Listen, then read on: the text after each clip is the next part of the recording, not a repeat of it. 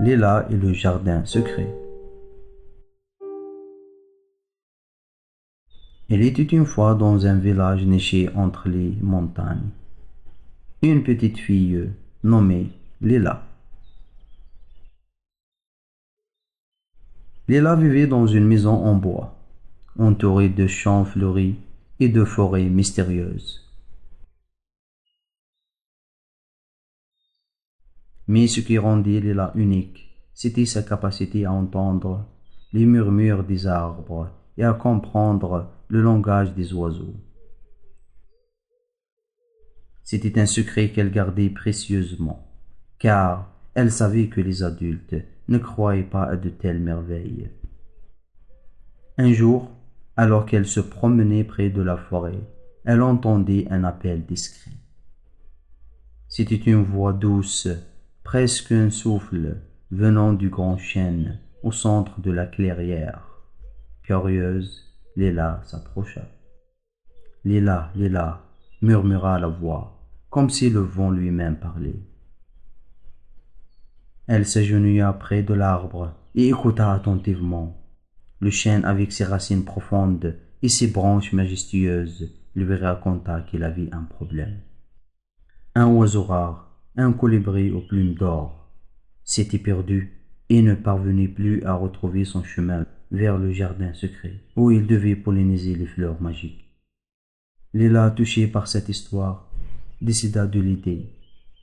Elle savait que la forêt était vaste et pleine de mystères, mais elle avait un autre secret, son don de communiquer avec les animaux.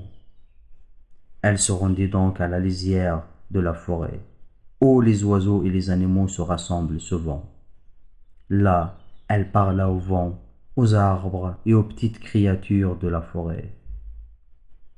Finalement, un hibou sage, aux yeux ronds et profonds, lui indiqua la direction où le colibri pourrait être trouvé.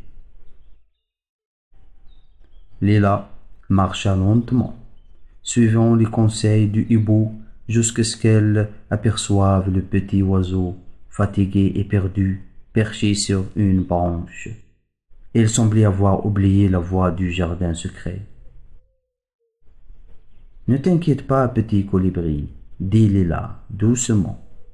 Je vais t'aider à retrouver ton chemin. »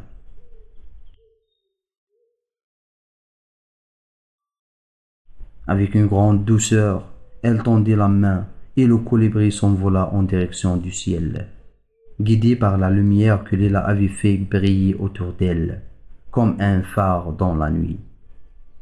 Ensemble, ils traversèrent les forêts et les montagnes jusqu'à ce qu'ils arrivent enfin au jardin secret. Là, les fleurs magiques s'ouvrirent en un éclat de couleur, et le colibri, reconnaissant, se mit à butiner avec joie. Les arbres, les animaux de la forêt saluèrent Léla pour son courage et sa gentillesse. Depuis ce jour, Léla devint l'amie de tous les êtres de la forêt, et chaque fois qu'un animal ou une plante avait besoin d'aide, c'est elle qu'on appelait. Et ainsi, dans ce petit village perdu entre les montagnes, la légende de la fille qui parlait aux arbres et aux oiseaux se transmet de génération en génération, inspirant des enfants à écouter la nature et à prendre soin de la magie qui l'entoure. Il est là, quant à elle, ne cessa jamais de croire en la beauté de son don, car elle savait que, parfois, les plus grandes merveilles sont celles qu'on ne voit pas, mais qu'on entend avec le cœur.